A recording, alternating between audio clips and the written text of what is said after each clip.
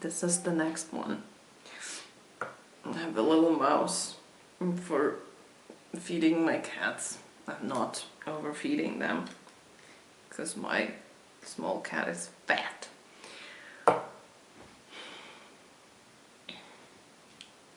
I found my stepsister's profiles. I wrote her a message and there was no answer because the profiles are pretty much abandoned, and they have been so for about 5 years now, something like this. And also, presumably, she's in a country that is at war currently. So she might have other things on her hands. So I really wanted an answer. I was telling this to myself that 6 months later, maybe, and then he must be 74. That is like he is in the ground probably. But I got an answer from my sister like 12 hours later or something. And now I am in communication with my stepsister, and it's like a perfect illustration of all of my communication over the years. This is my whole life. My stepsister is like more than 100%. I'm so sure she's neurotypical.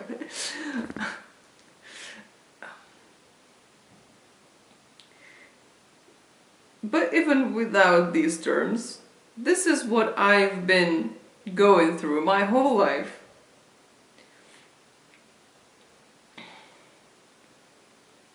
So in my mind, in my autistic mind, this is how it goes. You are a person, you have your own life. The place you live in is in a very difficult, very painful situation. So you have a lot of stuff on your plate. Then you get a message from another person asking you if you have any contact with another person, with the third person. So in my mind, what can happen?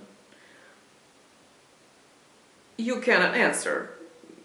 You're too busy with something else. You have too many problems to care about it. You don't even see the message, or if you see the message, this is not important to you currently, because for some situation. So in which case you say so, like, we're being bombed, fuck off. Okay. What else can happen is that since you're checking your social media, you still have some kind of life, and you're choosing to engage in it. So it's not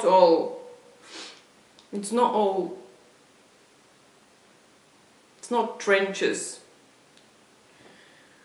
Oh, this is fucking... I hate this shit. I hate this.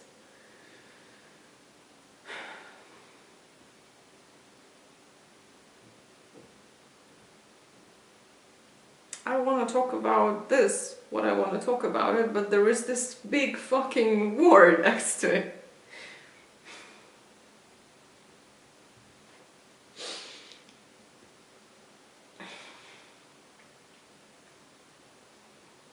I'm like, how do you not mention it? And then if you mention, how do you mention it?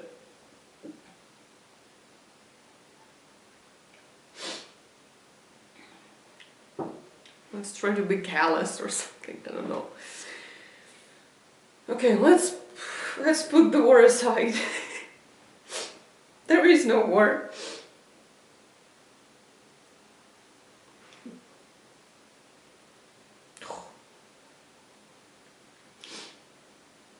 I just have a life. Life sucks. So you don't have time for this bullshit. You just say so, or you say nothing, because like you don't have time even to say anything. You don't answer, or you answer like, sorry, I'm not gonna do anything about it because I don't have the spoons for it. Bye. Fair. Absolutely fair. The next option is you decide to engage, and then what do you need to assess? In my mind, what my mind probably assesses, like definitely assesses and probably assesses, is that like person number 1 wants something from person number 3, and I'm just person number 2. I'm not involved in that business. Person number 1 wants to have a conversation with person number 3. And I'm here, I'm aware of this, only because person number 1 doesn't have means to communicate with the person number 3, and I do. So what do? I transfer the means. I relay the... I either directly give contacts to person number 1 of person number 3, or I relay this information to person number 3. Like, there is this other individual who wants to talk to you. Do you want this or not? You can find them there and there. Because they are separate people. There are two separate people who want or not want to conduct some separate business together. You're completely external here. It's just circumstance that you're involved. You might have some concerns.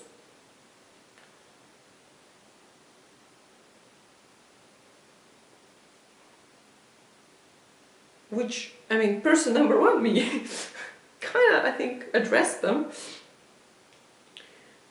But the concerns that I can imagine is it a bad person? Is it a person that wants to hurt person number 3? No, there is no reason to believe that in this case. I'm not a... Like, who can that be? I'm not a... I'm not saying that I want to kick his butt or something. I'm not his mortal enemy. I'm not the mortal enemy of person number 3.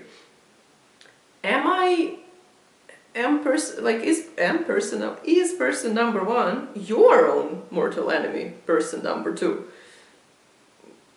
So again, and could be true. In which case you can deny your services and say, like, I will not communicate with you, I will not give you any information, bye. Again, no reason to believe that. I have not done anything to that person. I haven't seen her for 27 years.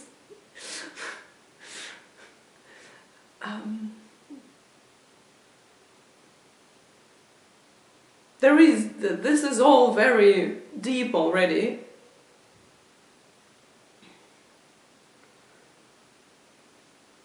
Because my brain, I keep saying this, my brain just automatically assumes that no one is an enemy of anyone unless, like, they carry a gun or something. Unless they're very clearly an enemy. But, like, in case you're worried about the safety of person number 3, you can ask, like, why do you want this information? Why do you want the contact? So, okay, person number 1 can answer, and then, once you satisfied your wish for safety, you can proceed.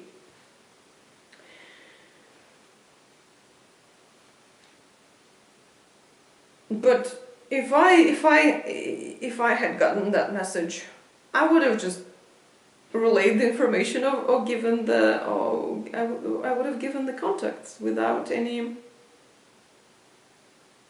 discussion.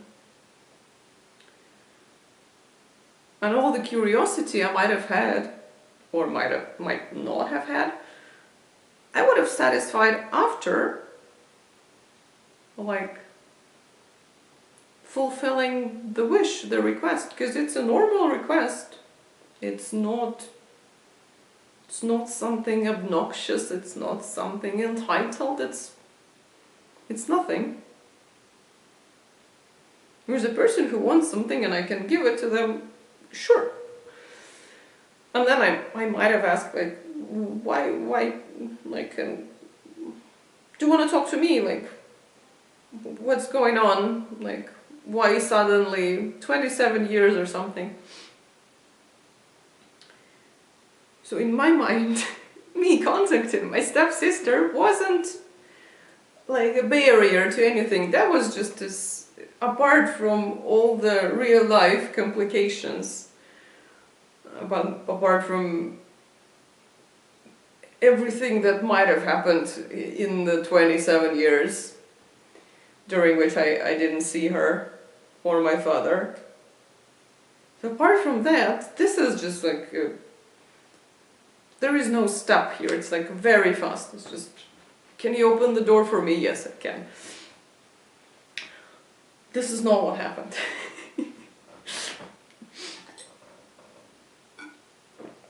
This never happens. I keep expecting it. It never happens. I have our messages here. They're completely fucking hilarious for me.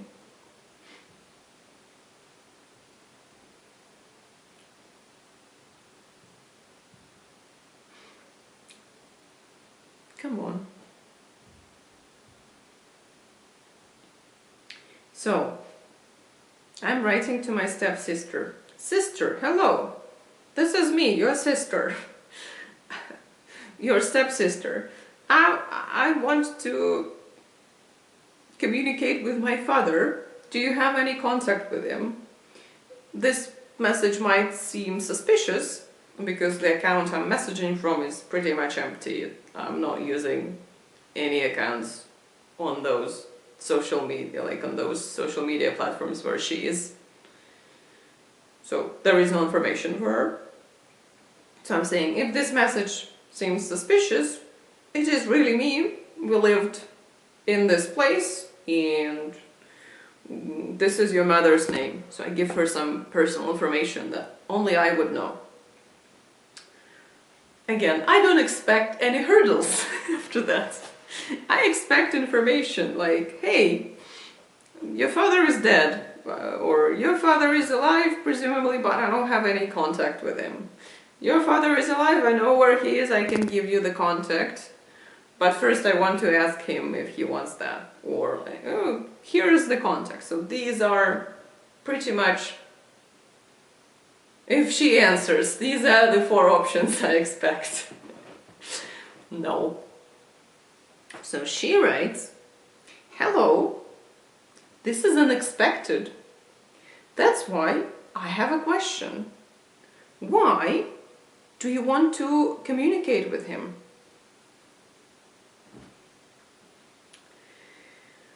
Whew. So now I'm in trouble.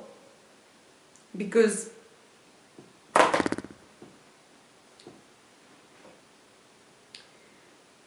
what I actually want to answer,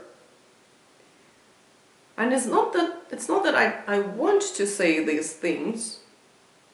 I kind of want her to understand it on her own.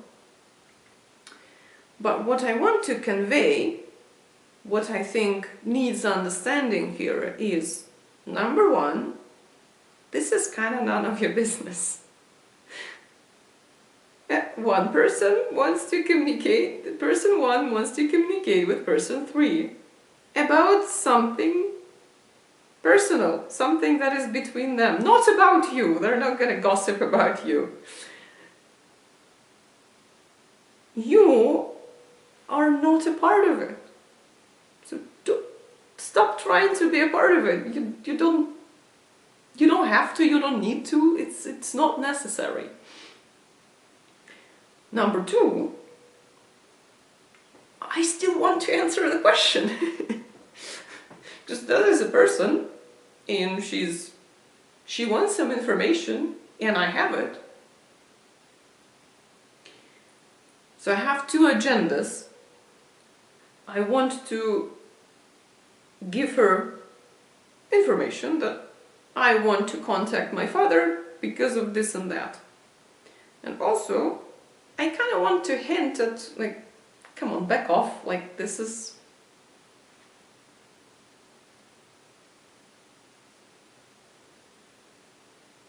There is no reason for you to have any fucking feelings about it.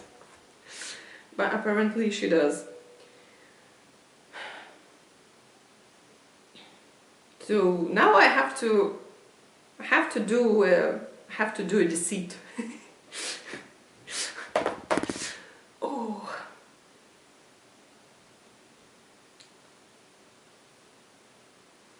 I have to do concealment. I have to communicate with a person with whom I can see I cannot communicate.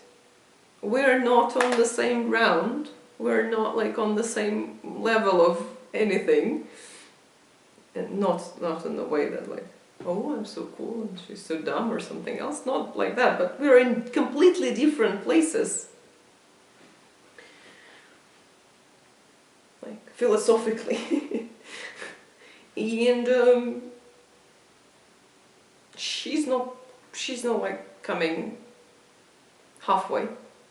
She's where she's at. I have to cross this divide between us.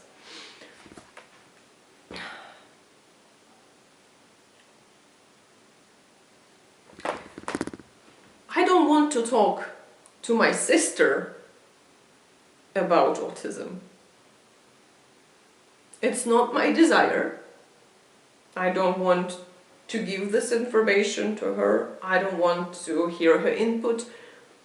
I don't want this interaction on this topic. I want to talk about this to my father. So now I have to tell her the truth, which is, I understood I'm autistic. It's a highly hereditary condition, which means either I got it from my mother or from my father, or maybe from someone else, but obviously that these are the first 2 places where I should go. And that's why I want to go to my father. I want to communicate with my father. And the person whom I got my little gift from will be, if they are indeed autistic, they very likely will be very happy to learn that they are autistic. So I want to convey this truth to her, but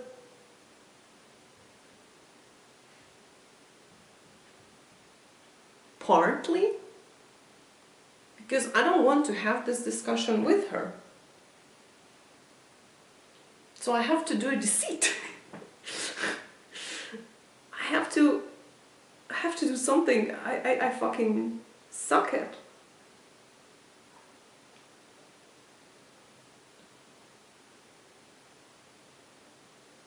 And all other concerns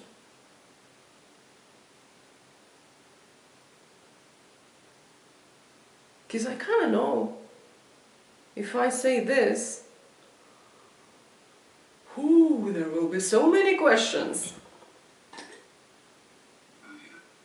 The genie is gonna be out of the box. Out of the bottle? Where do genies live? In the bottles, yeah.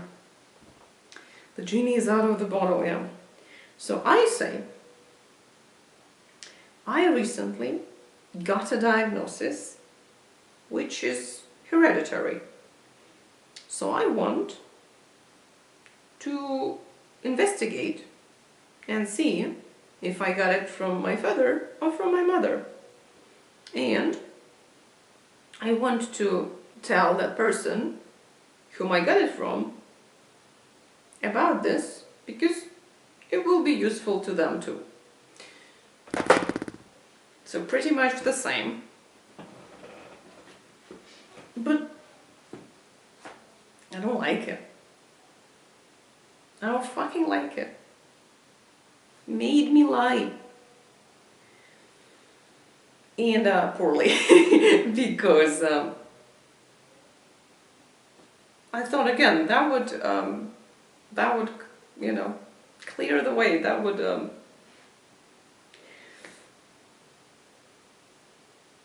she would just go, oh, okay, so that's like,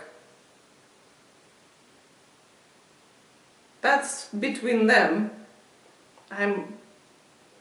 It's not relevant to me. And if I had any concerns about my safety or my father's safety, I don't have them anymore. I got the information. But no, my sister says, let me open the picture. My sister replies, well, I don't know. How can this information influence adults and older people? This information about who you got it from.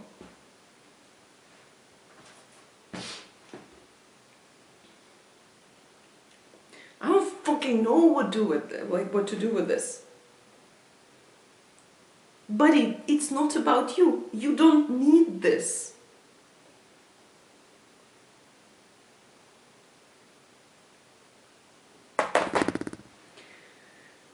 Whew. So in my autistic brain, no one needs this. She doesn't fucking need to agree that this discussion that I want to have with my father is valuable, because other separate people can have any discussion they want. And you're there, you're only aware of it, because your job is to connect them, is to relay the information. If you can, and you can. But no.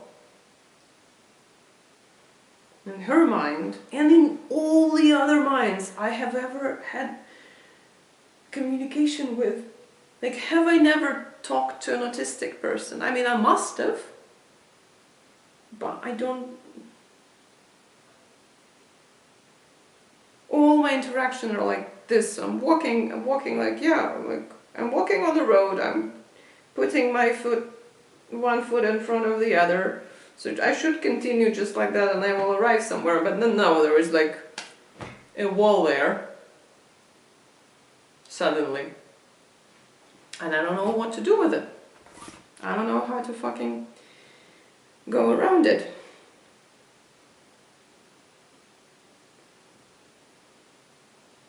So I answer again. And first of all, I need this information.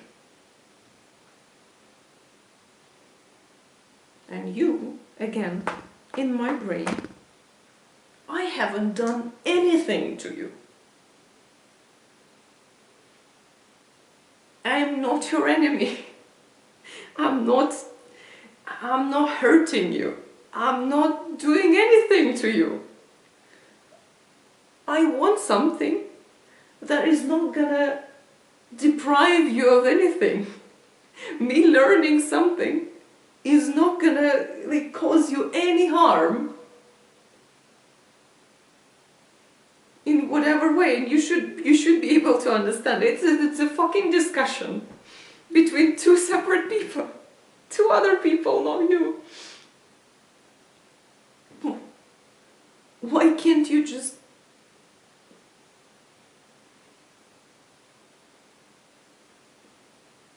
Like, where is the library? Well, it's right there. Like, behind that corner. That's what I think. That's pretty simple. So I'm saying, first of all, I need this information. Second, the diagnosis was very useful for me, and I'm also an adult. And if my father has the same diagnosis, he will be very happy to learn that this is what he have enjoyed in his life.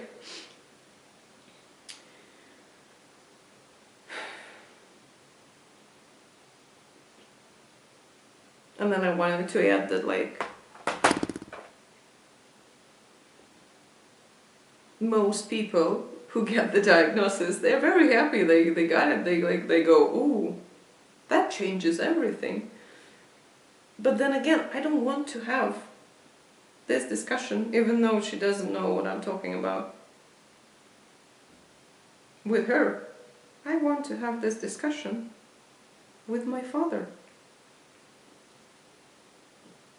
Why, buddy, why are you a part of it? Why do you keep being a part of it? Why do you keep insisting?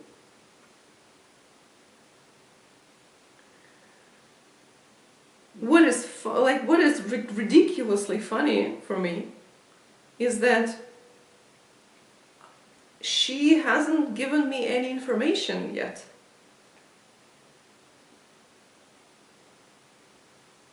I don't know if my father is alive or not. I assume that he is. And I don't know if she has any contact with him. Again, I assume she is, because the alternative of a living being doing this when the person in question is dead or like nowhere to be found and they haven't seen him too for 20 years. That is insanity to me. I cannot, it might exist, but I cannot picture the motivation for that behavior. If I saw that, I would have to learn the hard way. I would have to analyze what I have just seen.